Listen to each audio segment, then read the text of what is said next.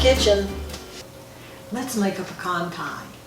First, we're going to roll out our dough, and I'm using a store-bought dough. This is from Whole Foods, organic traditional pie dough. This is my favorite dough. It doesn't have any lard in it. You have to, if you're a vegetarian or you don't want to eat a lot of cholesterol, you have to look at your pie crust to make sure that it doesn't have lard. Okay, I'm going to roll my dough out on my easy roll mat just a little bit so that it'll fit in the pan, and I'll have enough to pull up on the sides.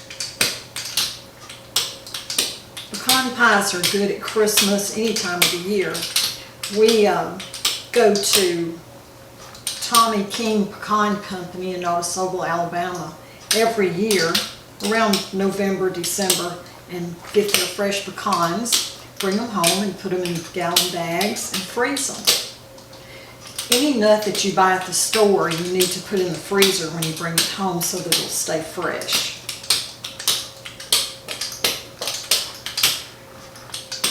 Okay, this is looking good. I love this easy roll mat. It has round circles so you can make sure that you have your pie crust in as good a circle as you can.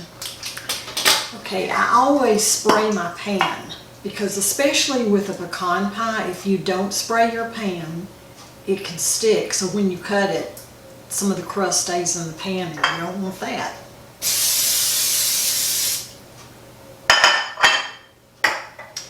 Okay, now the good thing about this easy dough roll thing is if you have a little piece of parchment, you can put it down on this side. Then you can roll the dough over on your parchment and pull it away. And if some of it cracks or pulls, don't worry about it. You can fix it when you put it in your pan. Okay, so now you see I have the dough on this parchment paper, and I can just get it into my pan easier.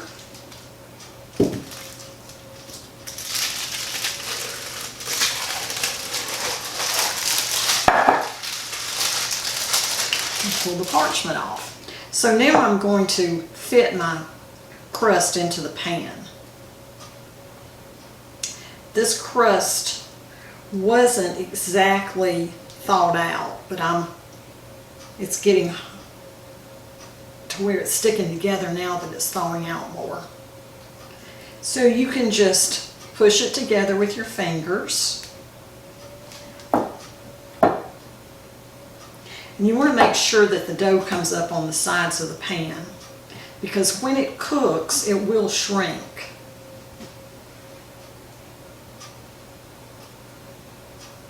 That's looking good. So Tommy King Pecan Company in Notasulga, Alabama has wonderful pecans. They have their pecan trees there. I'm sure you can order them off the internet, but we just drive over every fall. And you can buy them already shelled, or you can buy them in the shell. You can buy them in halves, or you can buy them chopped. Okay, this is homemade, so it doesn't have to be perfect. You want that homemade look. And this is the thing about these rolled pie crust. You can put it in a pie plate and nobody's going to know that you bought the crust. They'll think that you made it.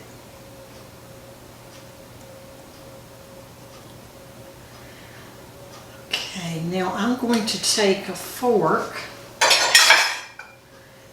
and I'm going to just crimp the edges around the plate to try to keep the pie crust from shrinking too bad.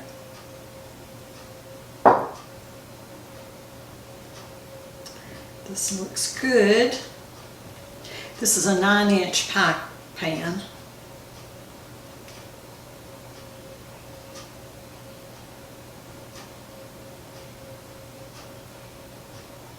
Okay, that looks good.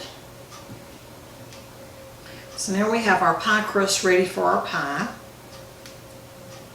And I'm going to put it in the refrigerator so it can be really cool and get a little colder before we cook it.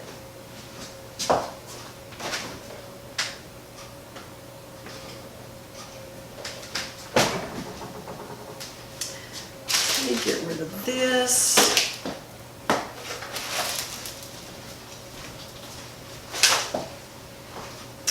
Okay, so now we're ready to make our pie. First of all, we're going to talk about vanilla because pecan pie has vanilla.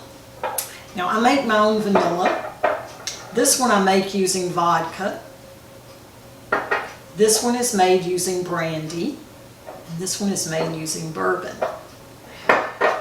So I use them for different things. Usually cakes, I like brandy. It's good, the brandy vanilla. Your vanilla that you buy at the store would taste more like the vanilla with vodka in it. Now for the pecan pie, I'm going to use vanilla with bourbon. And you can also make a pecan pie and add a 1/4 cup of bourbon to it and make it a bourbon pecan pie. Now that's my favorite. So what I do is I take the vanilla beans and I put them in a jar, or you could use a mason jar. I like the decorative jars. And then I pour the spirit over it and let it sit for about 3 months. Now when I use my vanilla, which I cook a lot, so I use it a lot, I keep the spirits on hand. And I know which jar has what in it. I know that this has vodka, this has brandy, and this has bourbon. So today we're going to use the bourbon. But if you do this, as you use up the vanilla, just add a little more of the spirit to it.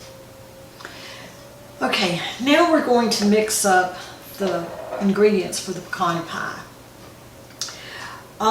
This is a very simple recipe from the Karo Syrup jar. This is the one that my mother always used. And it's what I use, and it's a foolproof recipe for pecan pie. There's a couple of tricks that I have found that it's easier if you mix up your sugar and your butter and your egg before you put the Karo syrup in it.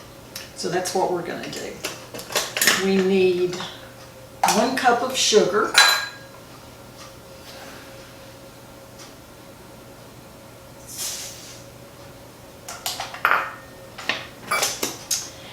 And we need 2 tablespoons of melted butter.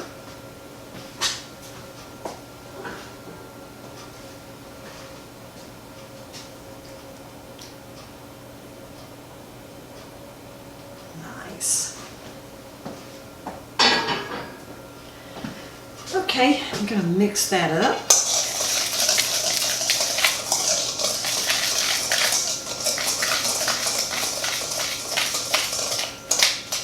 Then I'm going to beat my eggs. I have 3 eggs here.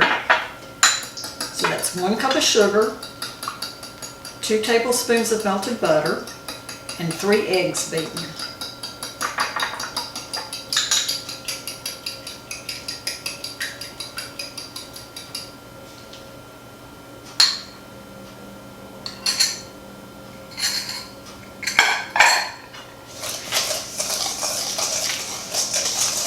Doesn't take any time to make this pie. It's one of the easiest ones you can make.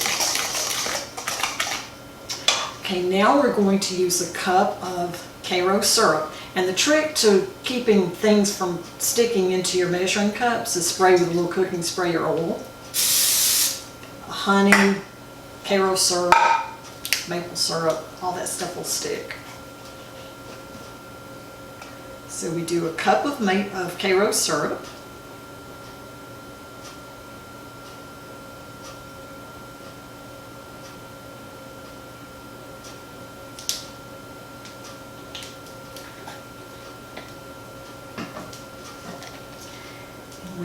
We whisk it into the sugar, egg, and butter mixture.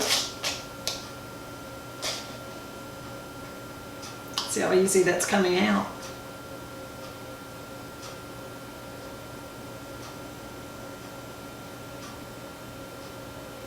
Make sure you don't leave any of the good stuff.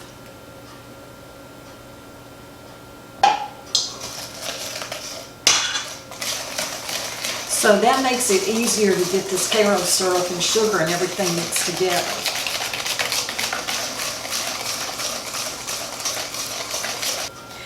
Okay, so the sugar and the egg and the butter is mixed together well. It's a very easy pie to make. Okay, now we're going to add the vanilla, bourbon vanilla. And I love these measuring flasks. I always go a little heavy on the vanilla because I like vanilla. Now when you make your vanilla, you can scrape the beans so that you have some beans showing in your vanilla, or you can just leave them whole, but it takes a little longer for the vanilla flavor to come out of the pods. Okay, so we're going to stir that together.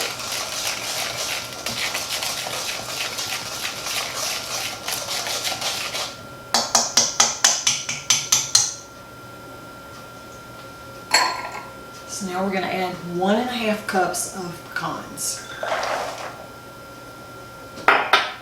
Switch to a spoon, stir it together.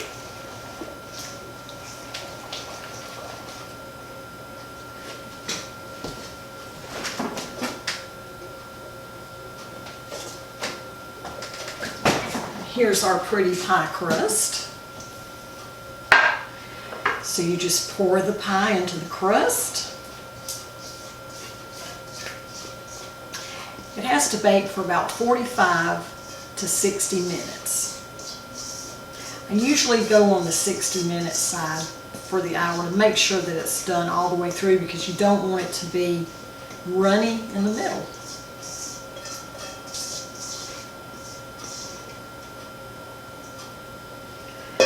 Okay, this looks great. So I have a couple of other tricks of the trade.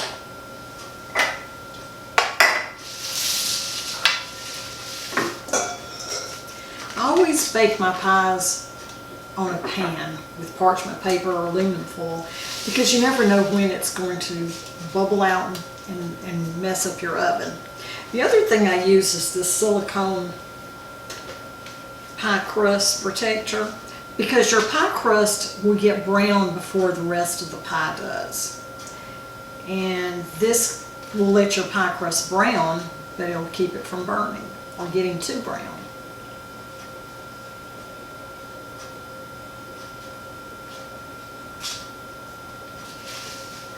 Okay, so here we have pecan pie going in the oven. I think one of the most important things you can have in a kitchen is a timer. 60 minutes, this goes off, the pie comes out of the oven.